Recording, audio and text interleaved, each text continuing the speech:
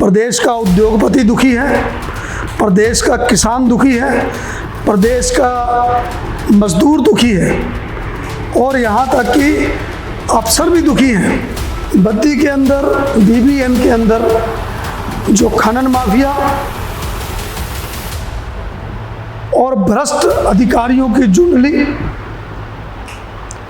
भ्रष्ट राजनेताओं का जो जुगलबंदी है, वो इस सारे नुकसान के लिए उत्तरदायी है। आखिर एनएच के किनारे से किस तरह से माइनिंग हो रही है और धड़ल्ले से हो रही है। वहाँ में वृंदावन हॉस्पिटल है और उत्तर भारत का एक प्रसिद्ध अस्पताल है। वहाँ इतना खनन हुआ कि 150-200 फुट की जो पहाड़ी है उसमें सरेआम खनन किया गया। खड़ा हुआ पुल, आखिर क्यों उसको बंद करना पड़ा, क्यों उसको वन वे करना पड़ा, आखिर क्या खामियां है सरकारी व्यवस्था में, बनाने वालों में और सरकार में? क्या तालमेल है, क्या चुगलबंदी है कि इनकी कोई जांच भी नहीं करता। मैं पार्टी के अंदर भी इस चीज़ के लिए जाना जाता हूँ। मैं हर उस बात के विरोध में खड़ा होता हूँ जो गलत होती है, चाहे पार्टी के अंदर हो चाहे पार्टी के बाहर हो। हमने देखा है अभी 3-4 महीने सरकार गई को हुए कि अफसरों का मूड कैसे बदलता है, अफसरों का व्यवहार कैसे बदलता है। मुख्य न्यायाधीश और हाई कोर्ट को एक पत्र लिखने वाला हूं कि जांच की जाए, आखिर कारण क्या है। एसपी का ऑफिस साथ है, उसी बालद नदी में खनन होता है। अभी बारिश में देखा गया उधर पुल खिसक रहे हैं और उसी नदी में जो है खनन हो रहा है। कुछ लोग ऐसा कहते हैं कि अगर खनन ना होता तो बद्दी डूब जाती। उस वक्त भी हुआ है खनन। मेरा मानना है यहाँ लगता ही नहीं कि कोई फॉरेस्ट का अधिकारी है, सरेआम सब कुछ होता है। मेरे को तो कई बार बीच में आता, आज ही खबर छपी है कि 34,000 का खनन का जो है वो किया गया चालान। अरे सारी भूमि कट गई, आप 34,000 का चालान कर रहे हो। और जो माइनिंग इंस्पेक्टर है वो कहता जी ये तो यहाँ कोई खनन नहीं होता। तो नेता व्यापार के लिए राजनीति में वो सेवा नहीं कर सकते। सुक्खू जी की सरकार आई है जो भ्रम फैलाकर आई है, वो अपना काम अच्छी तरह नहीं कर पा रही है। उन्होंने वायदे बहुत कर दिए, आज वो पजल है। नमस्कार दर्शकों, आप देख रहे हैं हिंद सरोकार न्यूज। मैं हूं आपके साथ किशोर ठाकुर। प्रिय दर्शकों, आज हमारे साथ में बीबीएन की महान हस्ती, सामाजिक कार्यकर्ता आदरणीय डॉक्टर साहब जुड़े हैं। आदरणीय डॉक्टर साहब मूलतः ब्रोटीवाला के ही निवासी हैं और पिछले 40-45 वर्षों से बीबीएन को इन्होंने पूरी तरीके से बसते हुए, उभरते हुए देखा है।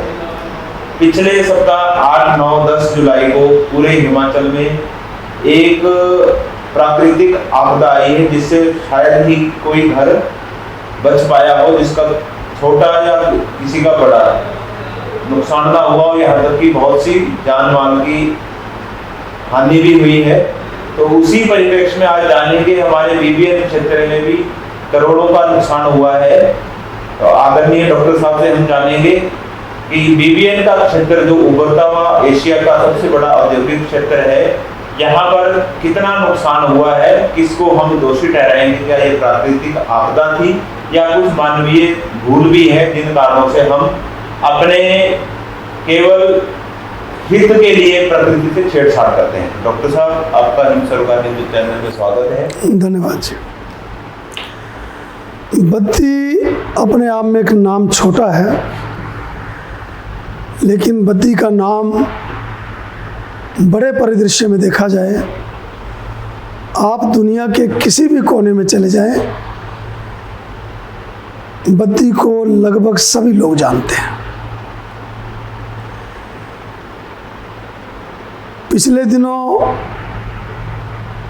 जो पूरे हिंदुस्तान में, उत्तर भारत में, हिमाचल में भी बारिश हुई, उसका असर सारे प्रदेश पर रहा। मैं अपनी बात को केवल बीबीएन तक केंद्रित करूंगा या अपने विधानसभा क्षेत्र तक करूंगा। बद्दी औद्योगिक भूमि है। यहाँ के लोगों ने अपनी मातृभूमि को, उपजाऊ भूमि को उद्योगों के लिए समर्पित किया है। लेकिन दुख इस बात का है, जो लोग इसको चला रहे हैं, मैं किसी व्यक्ति विशेष की बात नहीं कर रहा, लेकिन जो व्यवस्था इसको ठीक रखने में होनी चाहिए थी। सबको पता है हर वर्ष बरसात होती है, बरसात में बारिश होती है, उससे नुकसान भी होते हैं। लेकिन जो इस बार की बारिश हुई है, इसमें जो बीबीएन में नुकसान हुआ है, मेरा ये मानना है कि ये कोई प्राकृतिक आपदा के कारण ऐसा नहीं हुआ। बद्दी के अंदर, बीबीएन के अंदर जो खनन माफिया और भ्रष्ट अधिकारियों की जुंडली, भ्रष्ट राजनेताओं का जो जुगलबंदी है, वो इस सारे नुकसान के लिए उत्तरदायी है। आप जितना भी एनएच का एरिया देख लीजिए, मैं आपको पॉइंट बता सकता हूँ।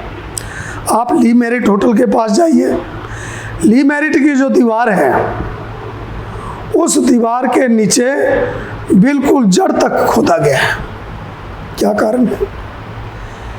कि नेशनल हाईवे हो, वहाँ से अफसर भी गुजरते हैं, सरकार का माइनिंग विभाग वहाँ है, सरकार की पुलिस वहाँ है, पॉल्यूशन विभाग वहाँ है, पीडब्ल्यूडी वहाँ है।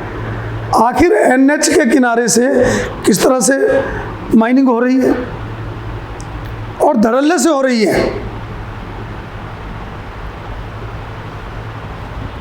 पिछले दिनों मैं थोड़ा निकला तो थाना की तरफ गया, वहाँ पे वृंदावन हॉस्पिटल है और उत्तर भारत का एक प्रसिद्ध अस्पताल है, जहाँ नेचुरोपैथी और आयुर्वेदा का, केरला का आर्य वैद्यशाला और नेचुरोपैथी का एक बड़ा कार्यक्रम चलता है। 6 साल पहले उसका उद्घाटन हुआ था। लगभग 17 देशों के लोगों ने वहाँ इलाज कराया। 37,000 लोग वहाँ पहुँचे। वहाँ इतना खनन हुआ कि 150-200 फुट की जो पहाड़ी है, उसमें सरेआम खनन किया गया। वहाँ पर हॉस्पिटल की दीवार के तक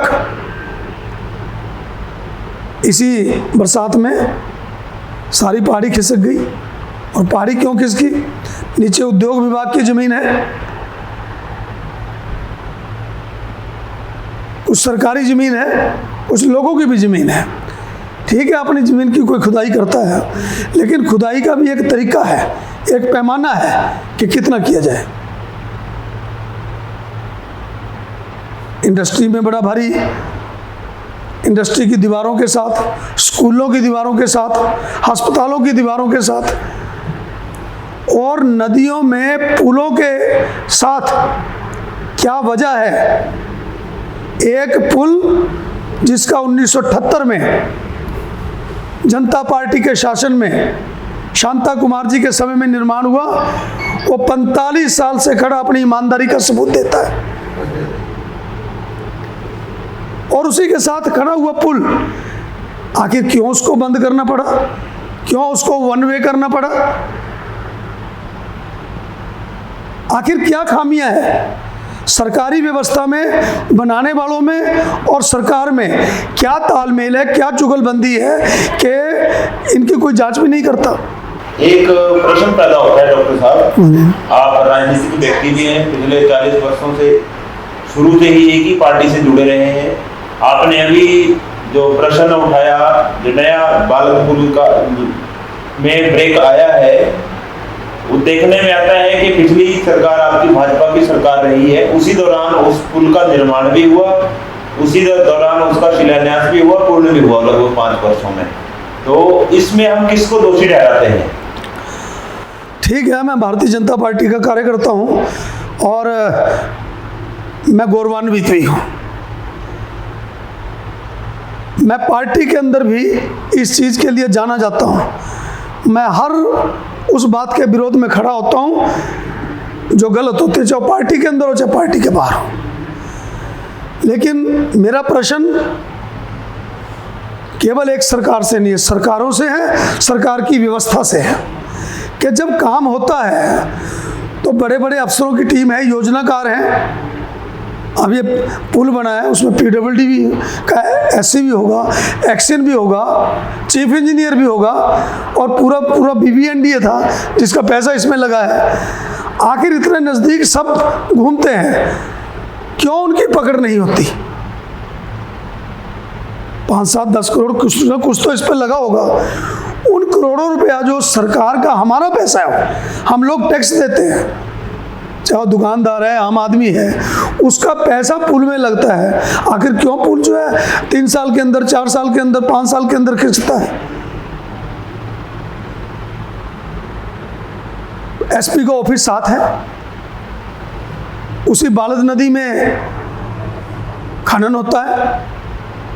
अभी बारिश में देखा गया, उधर पुल खिसक रहे हैं और उसी नदी में जो है खनन हो रहा है, ट्रैक्टर खनन कर रहे हैं। और जब पूछा जाता है तो कुछ मेरे कांग्रेसी मित्र उसका उत्तर देते हैं कि तो हरियाणा में हो रहा है,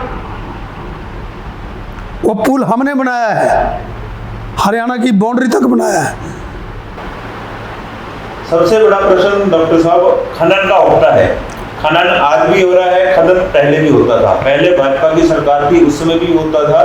वर्तमान में कांग्रेस की सरकार है, आज भी खनन हो रहा है, धड़ल्ले से हो रहा है, अवैध तरीके से हो रहा है, अवैज्ञानिक तरीके से हो रहा है। तो आपने अभी जितने भी हमारे ये माइनिंग विभाग के, पॉल्यूशन विभाग, सरकारी PWD या पुलिस विभाग, यहाँ तक पत्रकार बखूबी अपना काम करते हैं, समय समय पर आवाज उठाते हैं, खबरें लगती है, इनके ऊपर एक्शन क्यों नहीं होता? क्या शासन मिला हुआ है? क्या प्रशासन का हाथ है इनके ऊपर? कारण क्या है?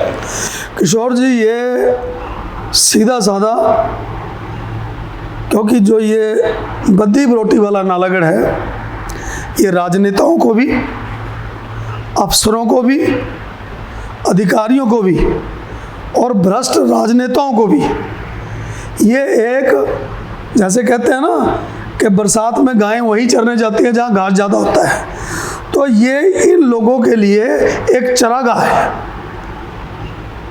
आपने देखा होगा बहुत सारे अधिकारी हैं जो यहाँ आते हैं, आने से के बाद जाने का नाम नहीं लेते। कारण क्या है? यहाँ उद्योगपति रहता है, उद्योगपति किसी से पंगा नहीं लेता। सब लोग तंग करते हैं, सबको पता है। वो चुपके से अपना काम, क्योंकि उद्योगपति ने अपना काम करना है, जिसने करोड़ों रुपया खर्चा है, वो नहीं सोचता कि वो किसी छोटे अधिकारी से, किसी व्यक्ति से उलझे और उसके काम में विघ्न पड़े। तो ये सब आपस में जुगलबंदी है। मैं तो मुख्य न्यायाधीश और हाई कोर्ट को एक पत्र लिखने वाला हूं कि जांच की जाए, आखिर कारण क्या है कि किन लोगों का ये आपस में तालमेल चला हुआ है। सरकार है, सरकार के विधायक यहाँ बैठते हैं, यहाँ CPS भी बैठते हैं, खनन हो रहा है। और मुझे तो हैरानी होती है, कुछ लोग ऐसा कहते हैं कि अगर खनन ना होता तो बद्दी डूब जाती। इससे बड़ी बड़ी बरसातें यहाँ आई हैं। 70 के दशक में बहुत बड़ी बरसात आई, इतना तांडव तो तब भी नहीं हुआ। जमीन को खोद के रख दिया। बीच में मैं रोक रहा हूँ, आपका प्रश्न मैं कर रहा हूँ कि खनन जो है अब 6 महीने से नहीं हुआ, खनन तो पूर्व में हुआ, तब इसको हम मानते कि नहीं मानते? खनन की सरकार थी तो आपकी सरकार में कोई कार्रवाई नहीं हुई, इस चीज को आप मानते हैं? देखो जी, ऐसा है, नहीं बढ़ पाई यहाँ पे। हम- उस वक्त भी आवाज लोगों ने उठाई, परंतु कार्य हम एक जिम्मेवार विपक्ष के नाते प्रेस रिपोर्टर का काम है लिखना, अब समस्या को उठाना। अगर प्रेस वाले अपनी कलम से लिखना बंद कर देंगे, समस्या को उठाना बंद कर देंगे, तो उनका काम गौण हो जाएगा। इसी प्रकार ये पक्ष बदला है। उस वक्त जो जिम्मेवार विपक्ष था, जिसको जो बात उठानी चाहिए थी, उस वक्त भी हुआ है खनन, मेरा मानना है। लेकिन मैं मानता हूँ छोटा मोटा हुआ होगा, थोड़ा हुआ होगा, तभी तो विपक्ष चुप था। खनन तो खनन ही है। नहीं, खनन हुआ होगा। एक ये 4 महीने में खनन नहीं हुआ इसका। जब से सुखविंदर सिंह सुक्खू की सरकार आई है, आप इसका चिंतन करिए, मनन करिए और इसके बारे में आप पता कीजिए। प्रदेश का उद्योगपति दुखी है, प्रदेश का किसान दुखी है, प्रदेश का मजदूर दुखी है और यहाँ तक कि अफसर भी दुखी हैं। अफसर भी दुखी हैं, उनको भी रोज बगारें आती हैं। डॉक्टर, एक प्रश्न मेरा और है। आप ही के पार्टी के पूर्व में मुख्यमंत्री रहे, उन्होंने भरोटीवाड़ा से का जो रोड जाता है हमारा, जो बनरगी तक मिलता था, उसको नेशनल हाईवे का दर्जा भी दिया था, घोषणा भी करी थी पट्टा के अंदर। आप तो कार्यकर्ता रहे, आपको पता होगा। लालू से पूरा जो है रोड बनाने के लिए उन्होंने कहा था, परंतु आपकी सरकार द्वारा भी होके चले गई, परंतु उस पर काम नहीं हुआ। क्या उसको क्या मानते हैं? नहीं, इस विषय में एक बात कहना चाहूँगा, आपकी बात प्रश्न को भी थोड़ा ठीक करना चाहूँगा। ये पिछली सरकार के वक्त हुआ था।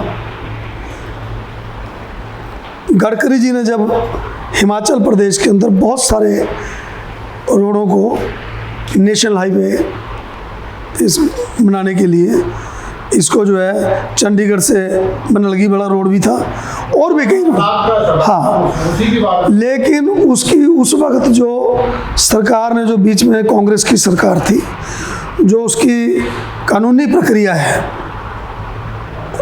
कागज पत्र जो होने थे उस वक्त नहीं दिए गए। उसके बाद बहुत सारे रोड थे, एक अकेला नहीं था। हिमाचल प्रदेश के वक्त उस वक्त में 50-60 रोडों की जो है घोषणा हुई थी। उसमें जब गडकरी जी पंचकूला में आए थे तो ये जो बाईपास बन रहा है उस वक्त इसकी भी घोषणा हुई थी साथ में। बाईपास तो अभी नहीं क्या हुआ। चलो, ये तो समय लगते है, हर चीज़ में समय लगता है। 2 किलोमीटर का जो फासला वो भी तय नहीं हुआ था। हमारी सरकार में रेलवे भी पहुंच रहा है, नेशनल हाईवे भी बन रहा है, बड़ी गति से बन रहा है। एक बात आपने डॉक्टर साहब कही कि यहाँ जो अवैध खनन हो रहा है बिना सत्ता के, बिना शासन के, की शय के बिना ये पॉसिबल नहीं है।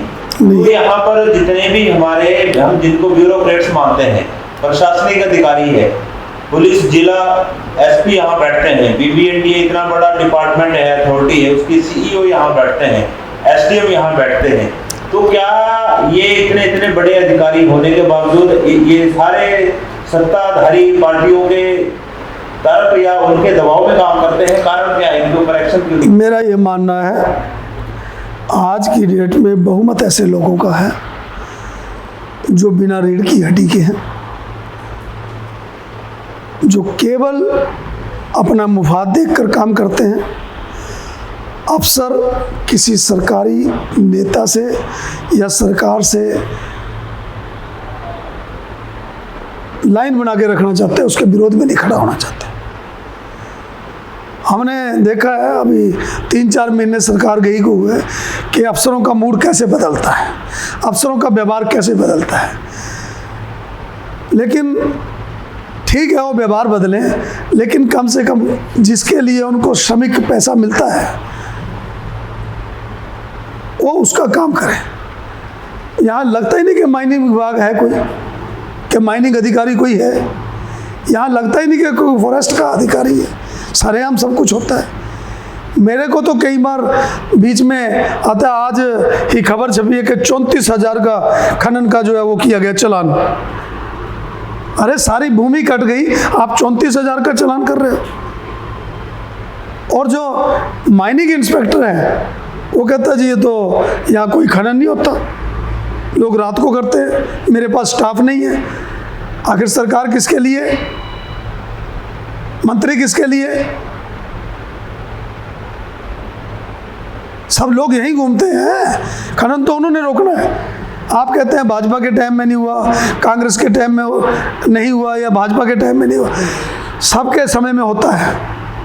और ये बिना राजनीतिक संरक्षण के, बिना अधिकारियों की मिलीभगत से कभी नहीं हो सकता।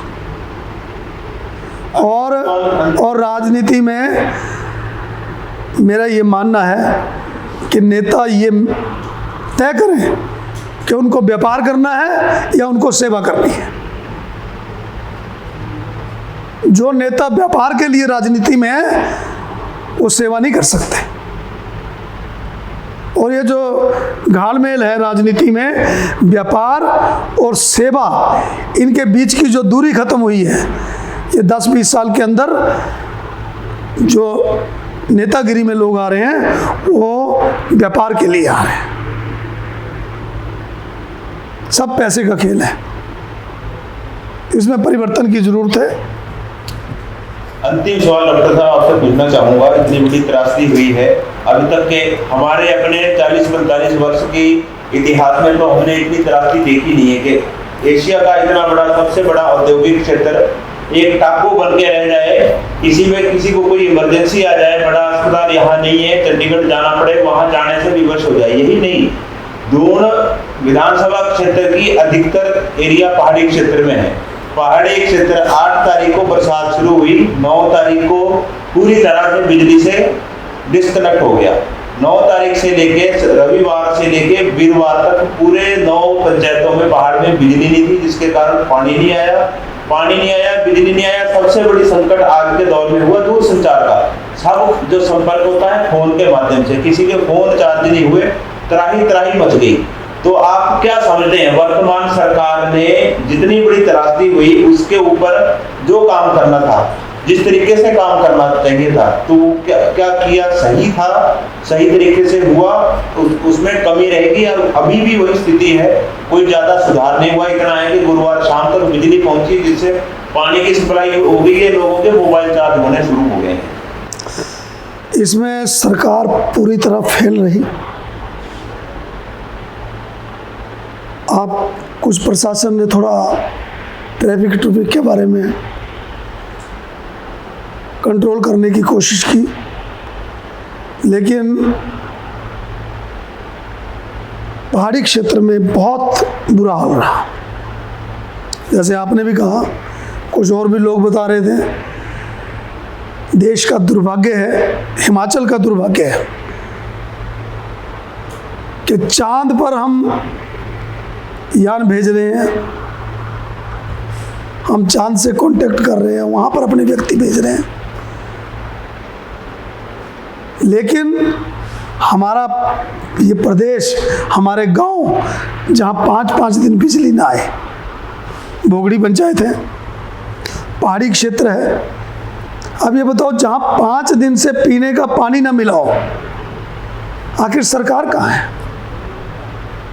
सरकार मस्त है। और विधायक का कहना है कि मैंने हर गांव में जाके मैं दौरे कर रहा हूँ, आप बोले सरकार ही नहीं। कहाँ है सरकार? अगर सरकार होती तो 5 दिन के अंदर लाइट आती। अगर सरकार होती, ये वार्ड नंबर 1 तो बत्ती के अंदर है, वहां पानी नहीं लोगों को पीने को मिला। आपके भी केंद्र में 2 मंत्री हैं, वो प्रदेश और जगह का दौरा कर रहे हैं, जबकि आर्थिक राजधानी है, तो उनका यहाँ हिमाचल का दौरा उन्होंने किया। मैं बहुत धन्यवादी हूँ जगत प्रकाश नड्डा का। 364 करोड़ रुपया वो पहले दौरे के अंदर देके गए और ने कहा सरकार जितना मांगेगी हम कोशिश। देखो, ये फाइनेंशियल मैटर है। यहाँ पे इतनी औद्योगिक इकाइयां, सुरेश कश्यप जी आए हुए थे और दौरा करके गए पूरे क्षेत्र का। उनका क्या कहना है एनएच को लेकर? क्या एनएच का उनको निर्देश दे दिए गए। उन्होंने कहा मैं अभी दिल्ली जा रहा हूँ, गडकरी जी से बात करेंगे कि जो है पुलों का काम जल्दी पूरा किया जाए, खासकर ये बाल्द पुल का, और इसको थ्रू ऑन किया जाए और इसमें गति तेज की जाए। बाकी और भी जो लोगों का नुकसान हुआ है, आज ही किसी ने प्रश्न उठाया कि किसी का मकान गिरता है उसको 12,000 रुपये दे दिया जाता है, वो भी कहते हैं अगर पूरा गिरेगा। तो हमने कहा इस व्यवस्था को बदलें, लेकिन सारा काम ये केंद्र का नहीं है। मेरा ये मानना है जब से सुक्खू जी की सरकार आई है, जो भ्रम फैलाकर आई है, वो अपना काम अच्छी तरह नहीं कर पा रही है। उन्होंने वायदे बहुत कर दिए, आज वो पजल है। इस सारे तांडव में सरकार पूरी तरह निष्क्रिय रही। सुक्खू जी अभी बीमारी की हालत में सड़क पर घूम रहे, आप कह रहे विफल है। ईश्वर उसको बहुत जल्दी ठीक करे। हम नहीं कहते कि वो बीमार रहे, लेकिन आप बताइए इस सरकार का तालमेल कहाँ है? एक पीडब्ल्यूडी का मंत्री कह रहा है कि खनन के कारण ये हो रहा है, और दूसरा उद्योग मंत्री कह रहा है कि नहीं नहीं ये खनन के कारण नहीं हो रहा है। सरकार के अंदर मतभेद है। सरकार के एक मंत्री हमारी भाषा बोल रहा है जो सच का साथ दे रहा है, और दूसरा मंत्री कह रहा है बचकाना हालत है। आप भी बड़ी देर से यहाँ रह रहे हैं, हर साल बरसात होती है, क्या इतना नुकसान आपने कभी देखा है? ये आपदा तो सर बहुत सालों बाद आई है, परंतु इस पानी हर बार आता है, आई है, परंतु पीछे की सरकार है चाहे अभी की सरकार, सरकारों की विफलता तो है बीबीएन के लिए, ये तो आप मानते हैं। हाँ बिल्कुल, उसमें क्या है, आर्थिक राजधानी है, जो पैसा हमारे से यहाँ इकट्ठा होता है उस अनुपात से हमारे यहाँ लगना चाहिए। उद्योगपति मित्रों ने भी ये प्रश्न उठाया है, जो पैसा यहाँ से इकट्ठा होता है, यहाँ से टैक्स जाता है, रेवेन्यू जाता है, चाहे एक्साइज के रूप में जाता है, चाहे इनकम टैक्स के रूप में जाता है, चाहे किसी भी रूप में जाता है, उसका जो है अनुपात से, हम नहीं कहते सारा लगाओ आप, लेकिन जितना हम देते हैं उसी अनुपात से हमारे यहाँ बद्दी की ना सड़कें हैं, ना बद्दी का इंफ्रास्ट्रक्चर है, ना बद्दी में कोई हॉस्पिटल है, ना बद्दी में कोई ऐसा स्कूल है। ये होना चाहिए। तो ये थे हमारे साथ सामाजिक कार्यकर्ता बद्दी बोटी वाला नालागढ़ किसान आदरणीय डॉक्टर साहब, जिन्होंने जो बद्दी की वर्तमान परिस्थिति के ऊपर अपना वक्तव्य रखा। आपदा बहुत बड़ी है, प्राकृतिक आपदा जरूर है, परंतु इनका कहना है कि ये मानव निर्मित आपदा है। यदि हम आज नहीं संभले तो आने वाला समय बीबीएन क्षेत्र के लिए सही नहीं है। खासकर पिछले कल आपने देखा कि सभी जितनी भी औद्योगिक व्यापारिक संगठनों ने एक सामूहिक प्रेस वार्ता की है। उन्होंने विशेष तौर पर सरकार से ही आग्रह किया है कि प्रदेश का 40% से ज्यादा रेवेन्यू बीबीएन क्षेत्र से जाता है, केवल यहीं से जाता है। परंतु जिस हिसाब से यहाँ पर इंफ्रास्ट्रक्चर सरकार की ओर से होना चाहिए, चाहे सड़कों के रूप में हो, सड़कों के वैकल्पिक रास्ते के रूप में हो, पुलों का निर्माण हो, अच्छा बड़ा अस्पताल हो, शिक्षा का बड़ा हब बने, वो यहाँ पर लेश मात्र भी नहीं है। जिस कारण से उद्योगपतियों को, व्यापारियों को अपने परिवारों को पढ़ाने पालने के लिए चंडीगढ़, पंचकुला, जीरकपुर, मोहाली में रहना पड़ता है, वहां से आना पड़ता है। यही कारण रहा कि एक सप्ताह भर तक ना व्यापारी यहाँ आ सके, ना ही उद्योगपति आ सके। बात क्लियर करना तो एक सप्ताह नहीं, 3 दिन तक लगभग बालकपुर पूरी तरह से बंद रहा, वहां से उद्योगपति नहीं आ सके। सबने मिलजुल कर आखिर में एक ही प्रयास किया है सरकार से कि यहाँ के लिए आने वाले कम से कम 20 से 30 वर्षों का अच्छा आधारभूत ढांचा विकसित करके एक बढ़िया रोडमैप तैयार किया जाए, जिससे ये त्रासदी अभी आई है इससे बड़ी आने की और आगे संभावना है, जैसा ग्लोबल वार्मिंग हो रहा है। परंतु हम उसको मद्देनजर रख के ऐसी यहाँ बड़ी योजना बनाए और उसके ऊपर काम हो। तो इसी के साथ डॉक्टर साहब आप हमारे स्टूडियो में आए, आपका बहुत बहुत धन्यवाद। बहुत धन्यवाद।